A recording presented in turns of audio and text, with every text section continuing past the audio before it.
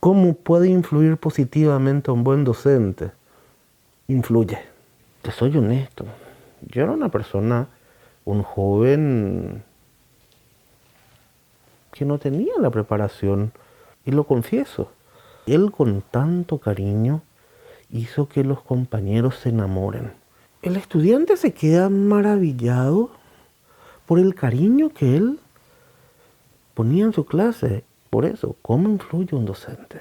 Buena pregunta. Hombre puro y patria nueva, marchemos juntos de frente, dignos de López los dos, patria de nuestra alegría, del amor y la hermandad, que puede pasar un día en toda tu inmensidad. La carrera docente de Juan Manuel es una carrera luminosa, es una carrera importante. Al interno de Buntero, este primer ejemplar con la admiración, la solidaridad y los ideales de siempre, y un invierno que se convierte en primavera en su voz de verdad y relámpago. Juan Manuel, poeta hasta la médula. Estos libros son o escritos por Juan Manuel o con participación muy fuerte de Juan Manuel. Buenas, ¿cómo estás? ¿Qué tal, Nadie? ¿Cómo estás? Súper bien. ¿Encontraste la casa sin problemas? Sin problemas llegamos. Bueno, este es mi escritorio. Aquí vamos a estar un tiempito trabajando, juntando datos.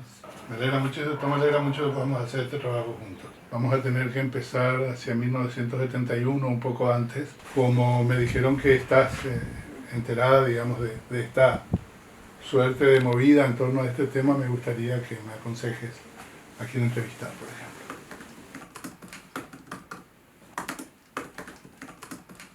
El doctor Marcos empieza a enseñar la carrera de la docencia, empieza en el Colegio de San José en 1971. Una fachada, un dibujo, es el retrato de una persona.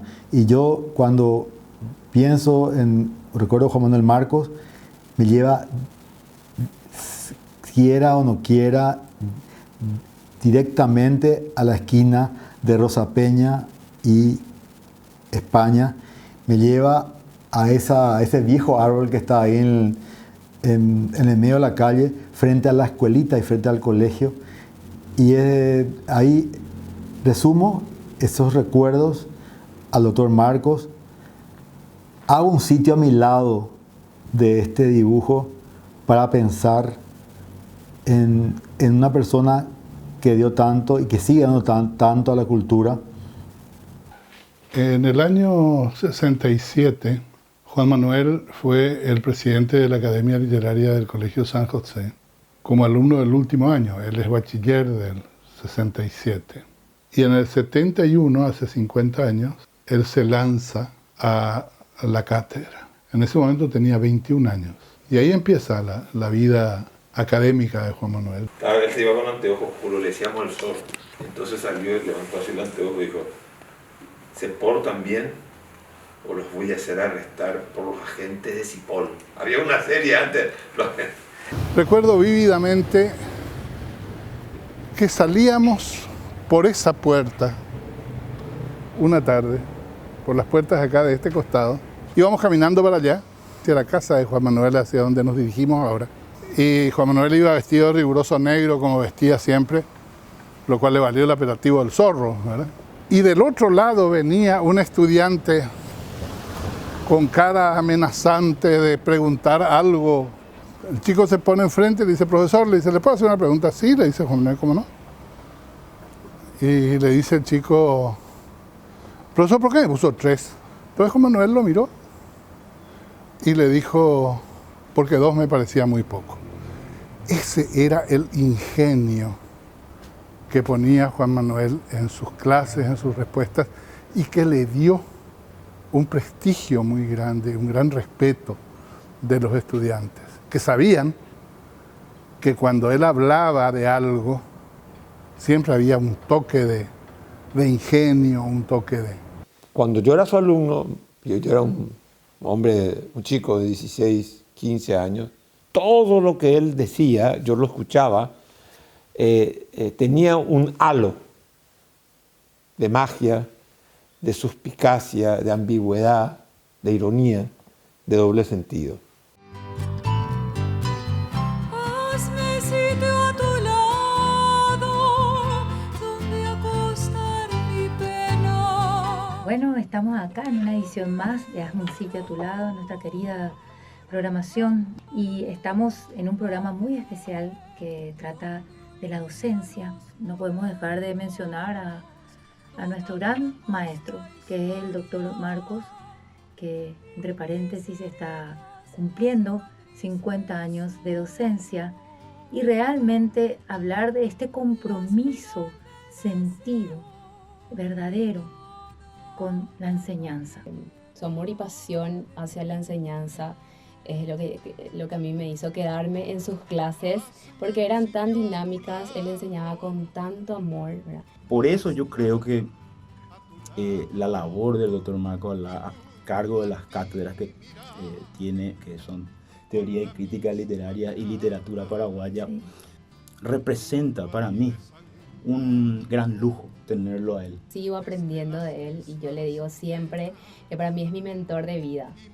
Y cuando hablamos de cultura, evidentemente tenemos que hablar del doctor Marcos y de una gran tradición que él tiene, que viene de familia ya, su madre una gran docente, su padre un gran cultor de las artes también en este país, y él siguiendo esos pasos, a pesar de todo lo que tuvo que pasar él también como joven artista en una época tan oscura como la dictadura de Alfredo Stroessner, tuvo que emigrar, autoexiliarse como se dice, y sin embargo fue conquistando y teniendo éxito a través del tiempo en todos los lugares en que le cupo actuar, como estudiante y como docente también. Y no solamente como ellos, sino que tiene un plus a su vez, que es un gran artista, es un gran literato. Totalmente. Es el literato actual y es la contemporaneidad de lo escritural, cultural paraguayo en estos momentos. Hola Santiago. Hola maestro, ¿cómo andamos? ¿Cómo estás? Anaí, ¿qué tal? Buenas, ¿qué ¿Cómo tal, andamos? Santiago? Bien, bien, todo bien. Qué bueno. Maestro, le traigo el diseño. Necesito que lo analice, que lo vea, si es que le gusta, si es que hay algún cambio. La foto me parece muy buena porque es de la época en que Juan Manuel empezaba a enseñar. El título arriba resaltado en amarillo. El presenta me parece muy bien, el tamaño de la letra del nombre me parece muy bien. Después viene, en homenaje a los 50 años de docencia de Juan Manuel Marcos. Perdón, disculpen Sí, chicos. adelante. ¿Sí? Adelante. Hola. Buenas tardes, profesor Galeano. Sí, buenas tardes. Le saluda Analía, asistente de dirección del Teatro Municipal. Ah, Analía, ¿qué tal? ¿Cómo está? Todo bien, me comunico para avisarle, profesor, que fue aplazada su fecha por la emergencia sanitaria. Todas las actividades de la fecha 15 se han postergado para la fecha 20. Nosotros tenemos invitados internacionales. El doctor Marcos ha hecho una carrera muy importante en Estados Unidos como docente y vienen muchos de sus colegas de entonces. Y el 15 es nuestro acto central y empiezan a regresar, supongo, 16 o 17, porque hay gente muy ocupada. Y por otra parte, yo viajo también el 17. Así que, francamente, esta es una verdadera, un verdadero contratiempo, pero en todo el sentido de la palabra. Yo entiendo, profesor, pero como le había dicho anteriormente, se corrieron todas las fechas porque se registró un contagio. Y la que le ofrecemos es la más próxima, es la 20, el día 20. Te agradezco mucho. Sí, gracias. Qué tremendo. Sí, vamos a tener... Llama a Ainhoa, por favor. Santi, vamos a seguir como si todo estuviera bien. Esta gente ya espera mi confirmación para empezar a imprimir, maestro. Profesor, ¿qué pasó? No sé cómo hacemos ahora.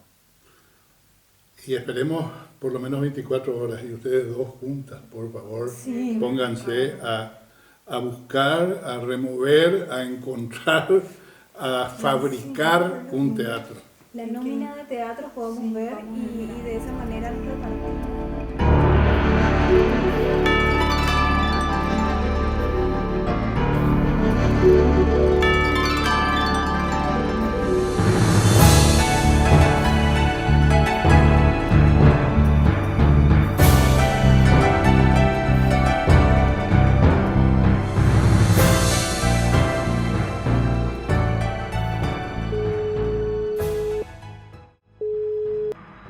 buenas.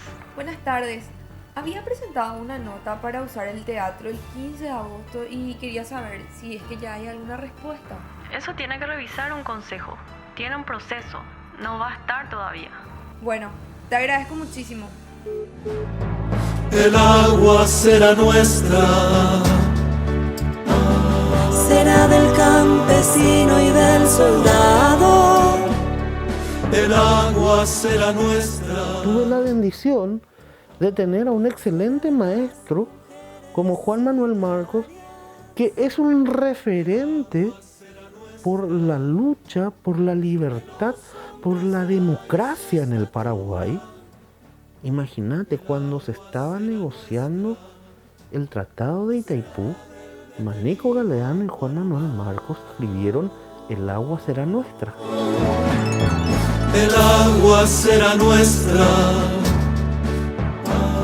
Del borracho de amor. Acuérdate, amiga, de todos los que fuimos vencedores sangrantes, del que ganó la guerra. Nosotros grabamos A la Residenta, que fue el primer tema de Juan Manuel, y también Una antigua sangre, Hazme un sitio a tu lado. Juan Manuel, desde el punto de vista de la poética, era el líder del grupo. Los temas de Juan Manuel son muy profundos. No es casual que este lugar nos convoque, pero lo que nos trae hoy es que aquí funcionó aquel colegio, seminario. Este pabellón era del colegio. Y recuerdo que veníamos mucho con Juan Manuel a los actos que había en el seminario metropolitano, porque ellos siempre eran razón y motivo para pensar que era posible un país distinto, que era posible una realidad de mayor libertad. Esa misma libertad a la que en sus versos cantó Juan Manuel siempre y que en sus clases siempre enarboló como bandera. Por eso es que cuando se habla de Juan Manuel hay que asociar siempre el escritor al docente, el escritor al maestro. El profesor Juan Manuel Marcos. Y fue un toque muy especial en mi vida, porque se le notaba a él que le gustaba mucho la cultura, la lectura, también el escribir, y resultaba realmente muy ameno. Se notaba en él que era una persona inteligente, capaz. Su integridad a mí me ayudó mucho, y gracias a eso me reencaucé y terminé muy bien el colegio. Siempre una mente así abierta, una mente que firme todavía, pueda seguir aportando mucho más. Yo creo que él va a ser recordado, digamos, en ese sentido, por toda su obra literaria también. De tiempo y de metal de pura sangre, a golpes de palabra y agonía. Antes de ir, se iban presos Juan Manuel y después ya estaba más dura la cosa. Y un corazón de pie y una paloma, para siempre quizás y todavía. En ese contexto lo conocí a Juan Manuel, sí. Haciendo la revista Criterio en su segunda época, el año 76, digamos que fue la época más fuerte. Yo tenía un primer libro de poesía que no sabía si publicar o no. Y una de las personas a las que primero recurrí para que opinara a ver si valía la pena o no publicar ese libro fue Juan Manuel. Habíamos estado presos, Juan Manuel estuvo preso, se asiló en una embajada y se exilió. Consiguió el exilio en España, hizo toda su carrera en España primero y después fue a Estados Unidos. No estoy. Y mi experiencia como alumno de Juan Manuel Marcos fue una experiencia que me encantaría que mis compatriotas, que varios estudiantes, que varios jóvenes paraguayos puedan tener. Imagínate, hizo que el Paraguay sea reconocido a nivel mundial a través de la literatura. Y Juan Manuel Marcos sigue haciendo ese apostolado porque sigue presentando escritos, estudios, su propio libro, que es el libro del paraguayo vivo más universal en este momento. Hay muchísimos docentes que son grandes maestros y conocedores de la crítica literaria. En el caso de Juan Manuel Marcos, que es profesor y escritor, hay un punto más destacado, más importante. ¿Cuál es? Que el doctor Marcos, cuando enseña, conoce muy bien en profundidad todas esas técnicas vanguardistas, pero como escritor las ha aplicado a su propia obra. Nos dice lo bueno y lo malo, los aportes auténticos de aplicar esas corrientes vanguardistas en la propia obra literaria. Entonces tenemos un docente, por un lado, y tenemos también un escritor que ha sabido aplicarlas y nos dice cuál es el efecto, qué conseguimos de bueno y de malo aplicando esas corrientes literarias. ¿Cómo queda una obra literaria en conjunto después de haber aplicado, pues, por ejemplo, la intertextualidad, la polifonía, la mitología, la antropología, etcétera? El invierno en Gunther es una novela que no es solo un tesoro nacional, sino que debe ser una joya de la literatura internacional. Participar en ese texto realmente no es participar en un mundo pequeño, es participar en el cosmos. Su multidimensionalidad es tal, prácticamente es infinita. No es una obra fácil de traducir. Incluso no es fácil de leer, entonces muchas veces trataba de entender qué es lo que quiso decir, dónde está el sujeto, el verbo, como rompía toda la estructura del lenguaje. Por ejemplo, hay un capítulo, el capítulo 2 de la segunda parte, ¿verdad? Que habla de soledad, pero como Malena. Y hay una tormenta y medio que todo el ritmo de la narrativa es el ritmo de la tormenta. Entonces rompe todos los esquemas. Disfruté mucho la traducción de Gunther por eso, porque siempre me sacaba de quicio, me dejaba fuera de mi casilla. Dios mío, ¿cómo voy a traducir eso? Y pasaba a veces días para traducir una página porque no sabía cómo interpretarlo y tenía que preguntar a otras personas, ¿verdad? Entonces, por la dificultad, me era una tortura, pero después del trabajo hecho y mirar, y como que decir, mira, yo hice eso, no puedo creer, ¿verdad? Como te hace engrandecerte como profesional, como persona. Y entonces fue un placer por eso, por lo difícil que era realmente. No es una obra fácil. Y yo digo, ahora cualquier cosa puedo traducir porque traduje Gunther. Hazme un sitio a tu lado, paralelo al recuerdo. Hola, hola.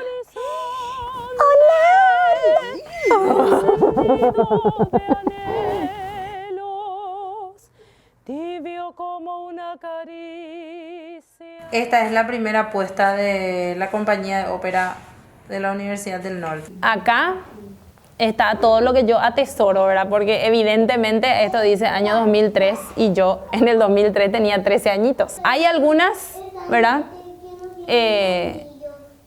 En donde yo obviamente no estoy todavía presente, por ejemplo, Madame Butterfly, ¿verdad? Allá está Il Trovatore, esto es María Pacuri, Aida, La Bohème, Tannhäuser. Esta fue una de las primeras que yo pude ir a ver en el año 2007, justamente un año antes de yo ingresar a Uninorte, ¿verdad? Justamente la primera ópera en la que yo participé tras bambalinas todavía, Tosca, del año 2008.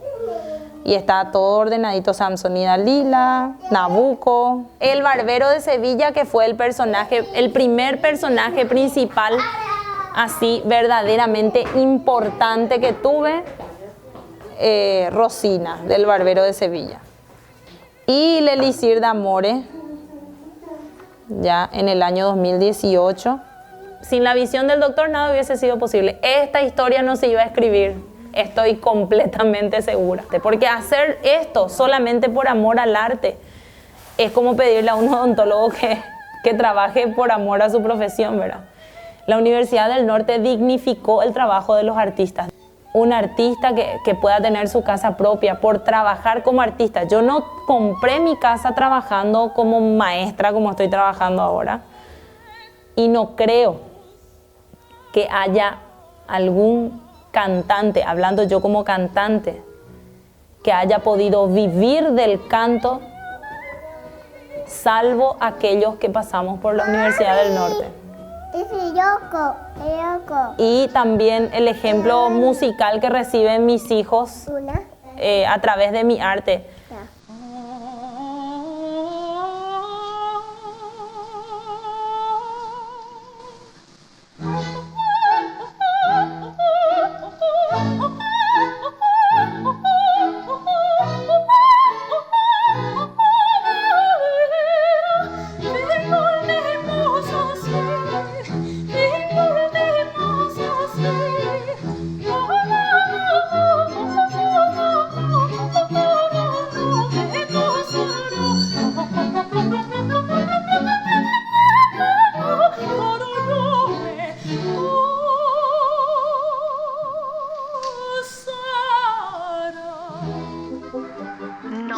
No hay todavía respuesta.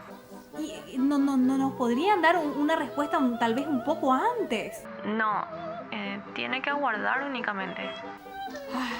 Entiendo. Muchas gracias. Solamente un Quijote moderno puede gastar su dinero para darle cultura, arte y ciencia a nuestros compatriotas. Eso es lo que necesitamos nosotros en nuestro país para poder mejorar como nación. Necesitamos más doctores Marcos. El doctor Marcos es uno solo, pero hizo tanto que parecería que son 5 o 10 doctores Marcos los que estuvieron trabajando. Tanto invirtió hasta ahora, mis agradecimientos eternos. Me considero su discípula eterna, aunque comparta cátedra. Y las veces que le tocó corregirme algún error que pude haber cometido, siempre lo hizo con muchísima delicadeza. Entonces yo puedo decir que fui una alumna. Él fue mi gran maestro en la docencia. Me enseñó cómo hacer los sílabus, cómo preparar las clases. Tenemos aquí el sílabus de la Cátedra de Literatura Paraguaya. Todo está así a tiempo, es decir, claro, está todo preparado. Perfectamente. Tenemos mucha suerte de que los alumnos, ¿verdad?, del cuarto año, ya nuestro último prácticamente semestre, el año electivo, le tengamos como profesor. Dereje, Xerembieihu, Xiame Opaitembae, Tecobe, Ñe, Amoinbeitene, Reyerureba, Jareyerure, Opaitembae, Rojalhu, Jajaedema.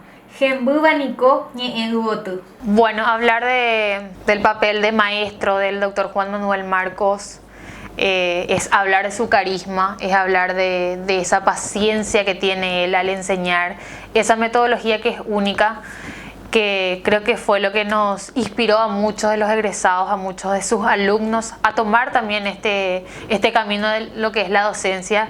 Yo tengo que destacar y tengo que admitir que él fue un mentor para mí durante mi estadía por la universidad como alumna y hoy en día orgullosamente como docente.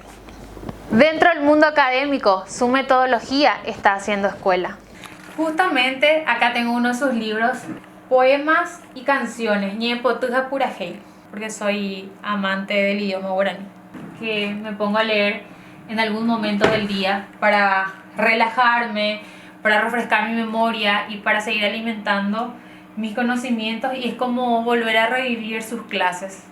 Hablar de Juan Manuel como docente realmente es hablar de Juan Manuel como persona, como hombre, porque él es un hombre que vive enseñando. Y digo eso en el sentido más amplio de la palabra. Vive enseñando, su vida es una lección que él comparte con el país y con el mundo. Y siempre era impresionante como él tenía milimétricamente calculado cada segundo de su clase, muy bien organizado, ¿verdad? Yo decía, un día quiero llegar a eso. Cuando comienza a contar, conjugando, por supuesto, ¿verdad?, su experiencia de vida con el tema de clase, para mí es el momento más hermoso. Porque para teoría lingüística, teoría literaria, yo puedo ir y solo aprender leyendo un libro, pero esta experiencia que él nos cuenta es única y es maravilloso tener la posibilidad de aprender eso. Lo más lindo de ser docente, poder cambiar la mentalidad, hacerles creer en sí mismos y hacerles creer que pueden aportar algo y cambiar algo. Juan Manuel Marcos, a lo largo de 50 años, ¿cuántas mentes no habrá cambiado, ¿verdad? Si ustedes toman un libro de García Márquez, se van a sorprender de entrada con la majestuosa prosa de García Márquez, ¿verdad? Que es simplemente fantástico, ¿no? Siguiendo el ejemplo de la pulcritud, de la elegancia de Borges, ¿no? Es una típica prosa de línea borgiana, ¿no? Aunque Borges es más ascético y García Márquez más barroco, pero evidentemente es la voz de García Márquez la que domina, ¿no?, la novela. Uno queda deslumbrado por la prosa de García Márquez. Recuerdo una anécdota, yo venía caminando por la calle Mariscal López en el año 1967 y mi profesor de Historia del Paraguay del San José me dijo, venga un poco Marcos, y crucé. Es profesor de Historia, no profesor de Literatura. Me dijo, hay una novela que acabo de leer que compré en Buenos Aires, muy interesante, nadie está hablando de ella todavía, pero en fin, yo le sugiero, se llama 100 años de soledad. El profesor era Efraín Cardoso, ¿no? De manera que los historiadores también, buenos historiadores, leen buena literatura. Ustedes saben que autores como Fuentes, Vargas Llosa, Cortázar, García Márquez son llamados los representantes del boom. El más viejo, Cortázar, nació en 1914, el más joven, Vargas Llosa, en 1936, si mal no recuerdo. De manera que es un arco generacional bastante grande, y así lo es también este movimiento que podemos llamar provisoriamente el post-boom, es decir, los narradores que han escrito sus trabajos fundamentales, han publicado sus trabajos fundamentales en esta década de los 80, como vamos a ver enseguida. Uno puede tener un talento, pero el carácter de escritor lo forja uno con la ayuda de otros. Y en este caso yo recibí la generosa amistad, las horas, las madrugadas de Juan Manuel Marcos, en donde nos sentábamos a hablar de ese mundo infinito de la palabra, del sentimiento, de la estética. Y Juan Manuel me indicaba libros, y me indicaba técnicas, y me indicaba cosas del idioma, el tiempo verbal. Yo creo que si no hubiese tenido yo esos años de esas largas tertulias, quizás no hubiera sido nunca un escritor. No hubiera sido un escritor. Ahora, doctor, dígame, ¿verdad que la escritura también es una forma de docencia? Para él el acto de escribir es un acto de enseñar, es un acto de compartir e intentar elevar, enriquecer el mundo del lector, que es enseñar, es educación. En 1991 empieza la Universidad del Norte. Tuve la suerte de estar en esa casa de estudios. Allá por 1992 fui el primer grupo de educación en publicidad y marketing. Y es esa casona de la Avenida General Santos y 25 de Mayo como un símbolo del inicio de esa casa de estudios tan querida que es Uninorte. Buenas tardes, licenciada, ¿cómo está? Atienda su pantalla, por favor, porque le queremos mostrar una foto. Esa es mi graduación, esa es mi foto de cabecera. Primero me recibí ahí en la Uninorte, estuve mucho tiempo trabajando en Uninorte. Haberle conocido al doctor Marcos, creo que fue lo que cambió mi vida.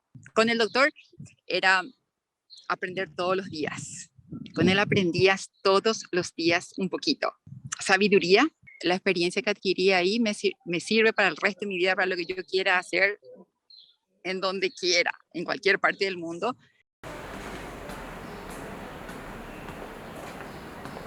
Deseo agradecer a la Academia Paraguaya de la Lengua Española por admitirme en su seno, a su presidente, José Antonio Moreno Ruffinelli, a los académicos Maribel Barreto, Bernardo Neri Fariña, Esther González Palacios y a todos los colegas. Ser miembro de la Academia Paraguaya de la Lengua Española es un honor muy importante que se dispensa a las figuras más destacadas de la literatura paraguaya. Otra de las cuestiones importantes es que automáticamente el miembro de la Academia Paraguaya de la Lengua Española pasa a ser miembro correspondiente de la Real Academia Española, de la RAE, lo cual es un honor muy grande que se distingue a los académicos. Hay un libro que te quiero mostrar que fue el libro que me regaló el profesor Marcos. Sergio, ven y ayúdame a buscar el libro. ¿Vos te acordás del libro del profesor Marcos que estábamos buscando? ¿Dónde está? Busca. Ah, aquí está, miren, del año 1999. Anari Peña, y esto lo guardo para mí, pero la parte final dice: ¿a quién erige su ciudad al borde del Vesubio? Porque solamente los grandes podían hacer eso. Y el elogio para mí, esta palabra a un estudiante, donde el profesor te dice: creo en vos y yo veo un futuro en vos y sé que vas a hacer y vas a dar algo grande para el país, fue lo que me impulsó a seguir adelante. Y solamente los buenos profesores hacen eso. La educación es eso que nos da acceso a la plenitud en nuestro viaje a la tierra sin mal. Y me parece que lo que el doctor Marcos ha intentado hacer al fundar y administrar la Universidad del Norte es para intentar el viaje a la tierra sin mal. Y un corazón de piel y una paloma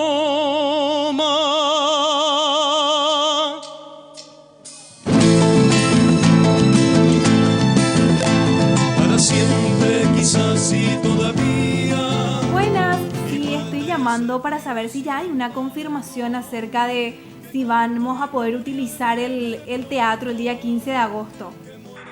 Sí, acá tengo un visto bueno. ¡Ah! ¡No puedo creer! ¡Qué bueno! ¡Muchísimas gracias! ¡No puedo creer! ¡Ay, por fin!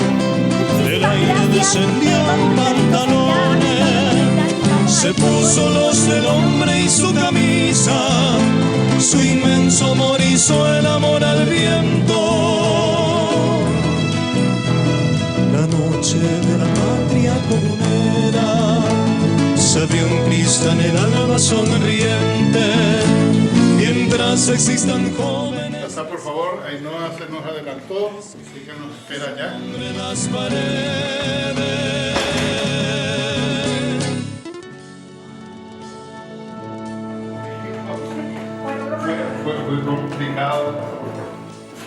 Fue complicado, pero bueno, estamos. Sí, lo logramos. ¿Cómo te va? Adelante. Nada sobrecargado para que la piel siempre sea natural. Así que, bueno, gracias. Buen día. Espero que todo vaya bien.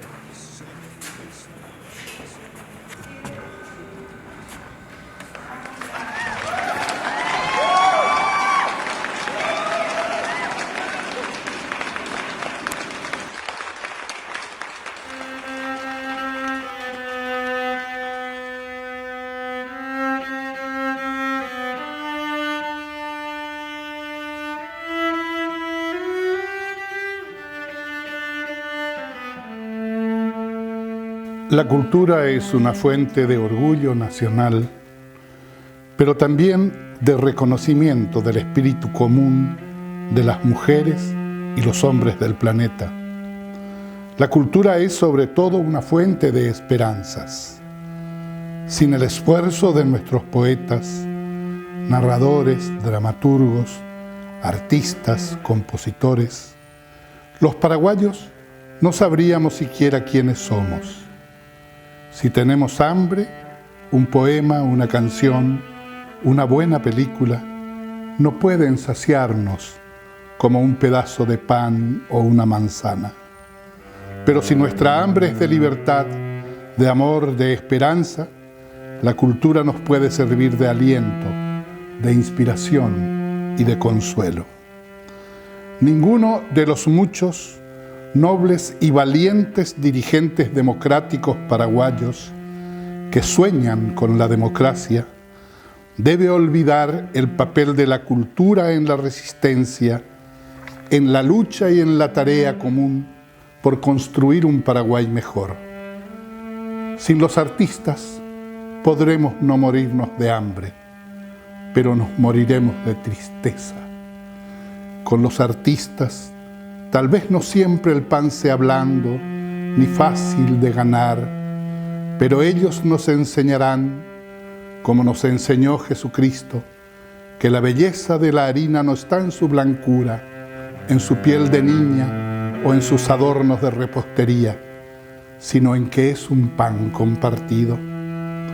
Recordemos siempre que la democracia no solo debe ser próspera y robusta, también tiene que ser linda, porque esa belleza nos enseñará a ser mejores, porque esa belleza nos enseñará que así como una sociedad libre no es más que una sociedad de personas libres que respetan la libertad de los demás, así también una sociedad culta no es más que una sociedad de espíritus cultivados que aprenden día a día el difícil oficio del amanecer.